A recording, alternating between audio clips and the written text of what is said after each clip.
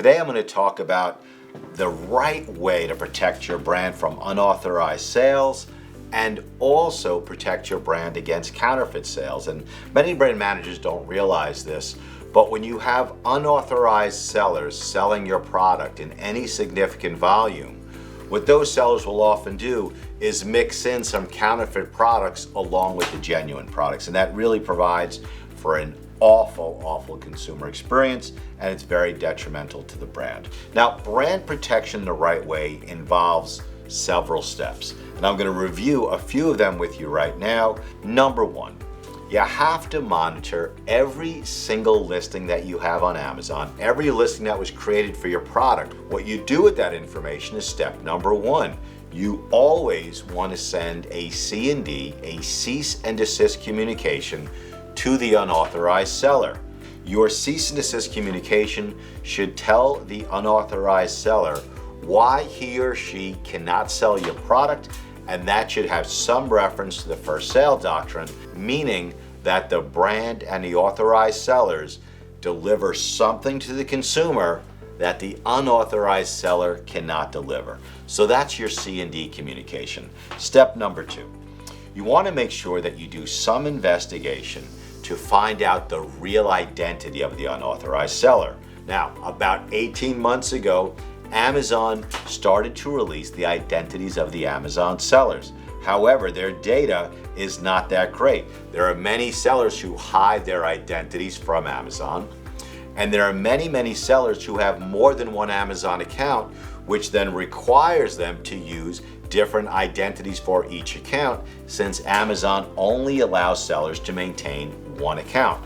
So you want to do a deep dive investigation and identify who exactly is the unauthorized seller and where are they located. Number three, you want to try and identify the source of the unauthorized products. You can do batch numbers, you can do tracks. We can recommend you to a particular labeling company where you can identify where the products are coming from. Step number four, you want to make sure that for every time you are removing an unauthorized seller, you have a good basis in trademark law, potentially copyright law, potentially patent law. If you make bogus complaints or false counterfeit complaints, you're opening the brand up to claims by the seller against the brand, and you're also opening yourself up to Amazon giving your complaints less weight because your complaints lack merit. Step number five,